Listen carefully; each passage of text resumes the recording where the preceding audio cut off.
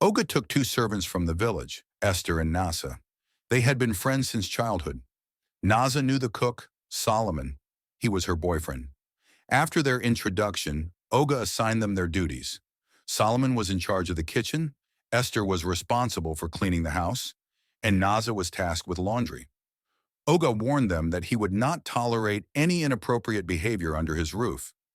Esther and Naza would share a room, while Solomon would have his own. While Solomon was cooking, Naza joined him. He flirted with her, telling her how much he loved her. But Naza kept avoiding him, reminding him that Olga might see them. Coming from the village, she was easily impressed by simple things. Solomon gave her a piece of chicken, and she enjoyed it. Later, when Esther was resting in their room, Naza and Solomon came in. Naza took out a piece of chicken she had bought with her savings. She loved the luxurious lifestyle. Solomon took pictures of her so she could post them on her Facebook account, showing off that she was living a good life. Meanwhile, Olga was preparing to go to work.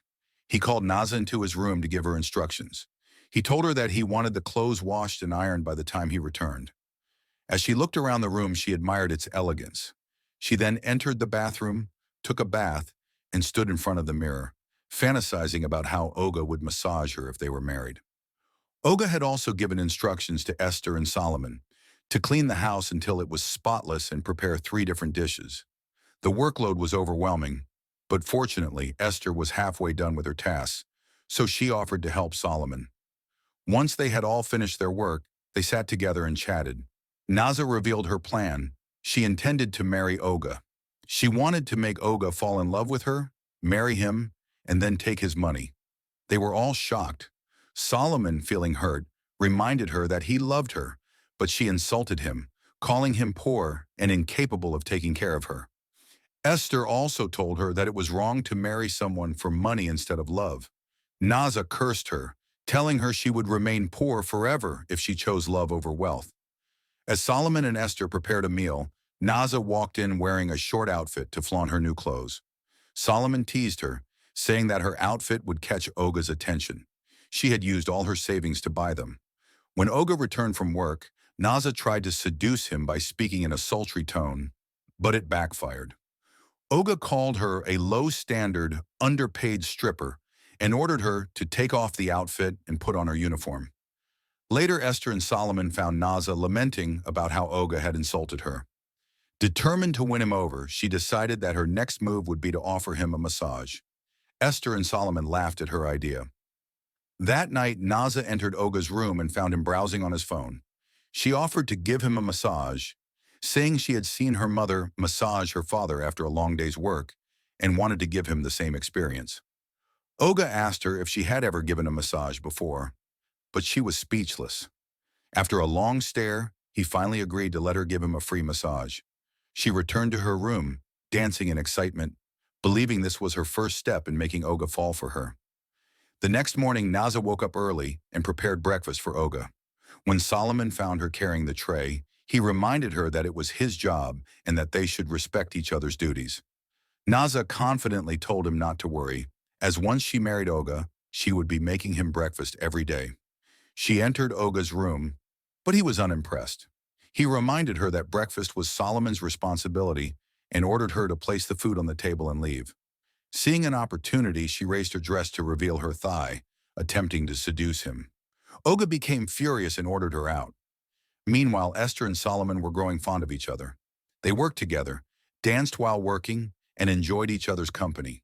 At the same time, Naza continued giving Olga massages.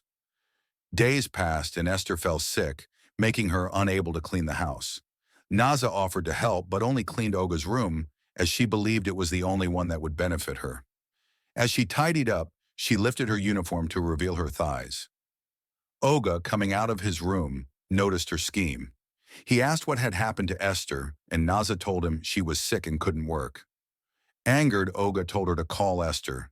He reminded them that they were being paid for their work and that if Esther couldn't do it, she could be fired. If she was sick, she should use her salary to seek treatment. Realizing how ill Esther was, Solomon went to the pharmacy to buy her medicine. He took care of her as best he could. Naza, however, stormed into the room, demanding the money she had lent Esther.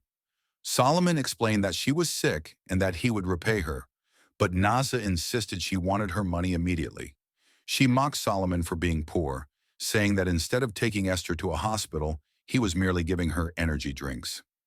A few days later, when Esther recovered, Solomon gave her a letter and a flower before walking out to give her privacy. When she read the letter, she was shocked.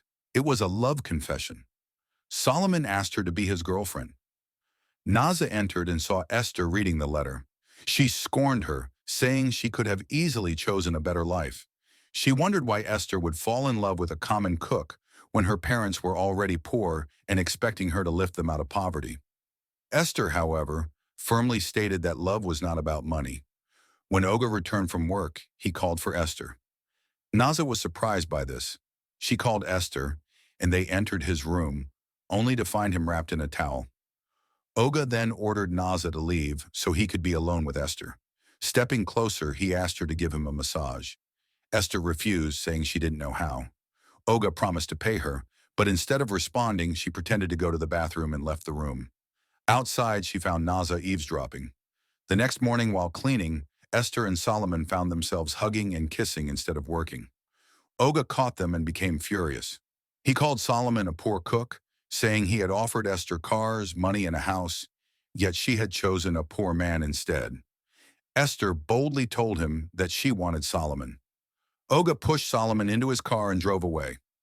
To our surprise, Olga called Solomon boss. It turned out that Solomon owned everything Olga had been flaunting. Olga wanted to test Esther's true intentions. Back at the house, Esther suggested they leave their jobs and start a new life together, away from the disrespect they had endured. Solomon urged her to be patient a little longer. Realizing it was getting harder to win Olga over, Naza vowed to use witchcraft to make him fall for her. Solomon warned her, but she insisted that poverty was the real enemy. The moment she left, Solomon immediately called Olga to warn him. When Olga returned, he proposed to Esther, offering her a car and wealth, but she refused. Naza excitedly declared that she would marry him, but Olga threw the ring on the ground and walked away. That night, he threw them all out, saying that if they wanted to be together, it wouldn't be under his roof. Solomon begged Esther to marry Olga, so their problems would be solved since they had nowhere to go.